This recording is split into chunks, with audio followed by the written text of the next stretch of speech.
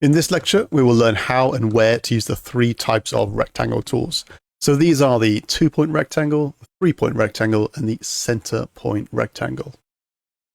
So to demonstrate this, I will work in a new design, but if you want to work from the previous file where we did the line tool, if you've got that open, great. If it's not open, no worries. Come up to the show data panel. Make sure you go to home and then select the according project, in this case, Fusion course project. And you should have the file that we called first sketch there. Right click and select open. But for me, I'm going to work in a new design for this one. So let's come up to the top left, again under solid. Let's hit create sketch. And for this, we could choose any plane, but I'm going to go with the XY plane in this case. And let's go up to our create tools. And then you can see there, we've got the 2-point rectangle, which is the shortcut R on the keyboard. Now, if we hit the drop down and then we come under rectangle here, you see there are the three options here. The 2-point rectangle, which is the standard, that's the most commonly used type of rectangle. The 3-point rectangle, which I very rarely use, only in some instances. And then we've got the center rectangle. And that's a fairly commonly used tool as well. So we've got the shortcut R on the keyboard.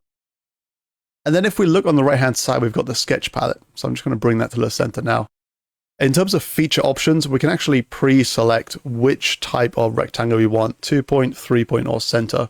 So just by hitting R on the keyboard, we can then just quickly choose there, as opposed to going to create rectangle and then choosing the appropriate one there. So I'll just put the palette over there for now.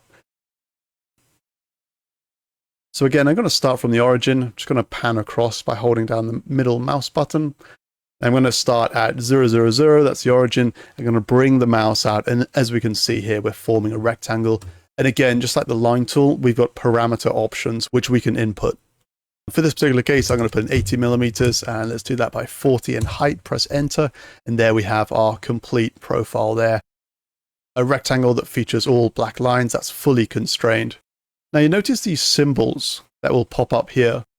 Now these indicate constraints, which we'll be covering in a later lecture, but just to give you a bit of a heads up, this symbol here represents a horizontal constraint. Now this symbol is tied to this line. So this line is indefinitely horizontal. So we cannot change the angle, cannot make it vertical, or that is horizontal, and likewise the same with this one. So that's one of the powerful features behind using the 2-point rectangle tool.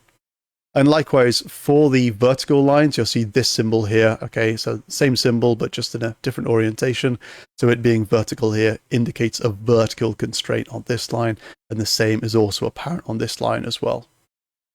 It's a fantastic tool, and it's much quicker than drawing out a rectangle with the line tool, and then perhaps having to add individual dimensions and constraints on top of that. So it's a quick way to sketch a rectangular geometry.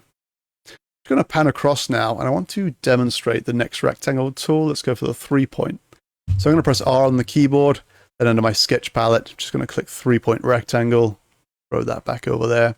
I'm going to click once, so not on the origin this time. I'm just going to go somewhere on the x-axis. So it's called 3-point because we do 3 clicks. We identify 3 locations for this rectangle to form. So we got the starting point, which I've clicked already. Now I need to do one more left click, which I'm just going to do anywhere. Let's say here. I need to do one more click now. And if I draw the mouse out, I then need to define the height. So in the first 2 clicks, I defined the angle and also the length. And then in the third click, I define the height. I'm just going to put that in as 50 mil for now. Now again, I very rarely use the 3-point rectangle. It's only in certain cases. But you may find yourself using this more and more regularly, depending on the geometries that you're regularly drawing. Now notice again here that this rectangle is completely blue. All edges and all the corners are all blue. That means we can move it anywhere. So if I hold down the left mouse button at this point, for example, I can move it. And also we don't have a dimension on this line. I'm going to go ahead and add that. Press D on the keyboard, select this line. I'll put a length in there of 110. Then if I try that again, so the dimensions are fixed, but in this case, I'm able to move that around. And that will be so until we anchor down one of these corner points here. So that's the 3-point rectangle. Now I'm going to press R on the keyboard one last time, and we're going to take a look at the center rectangle. And this is quite a commonly used rectangle where we only need to identify 2 points to define the rectangle. So the very first being the center.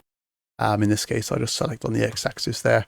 And my second point then will define both the length and the height. So I've got control of that corner point there, or I can input dimensions. So in this case, let's go over 150 by, let's go 80. And then I can also control the position of this rectangle using the center of the rectangle. I can hold down the left mouse button and I can move that around to say wherever it would need to be. And we see here as well that it's also input a number of constraints. So this type of constraint here is called the parallel constraint. So this is parallel to this line here. And likewise with these two vertical lines. And then down here, we've got one more constraint, which is perpendicular. So we've got that 90-degree angle there. I like to use the center point rectangle whenever I'm mirroring entities because I've got the center point of it identified already. So I can do any mirror lines down the center or across the horizontal. We'll be doing that in a later lecture. But those are the 3 rectangle tools. Again, the most common is the 2-point rectangle, hence it's right up here. And it's the first selection when we hit R on the keyboard. Next most popular would be the center point rectangle. And then the third, only for special cases, we'd use the 3-point rectangle. So we'll be using rectangles in the later examples, and I will see you in the next lecture.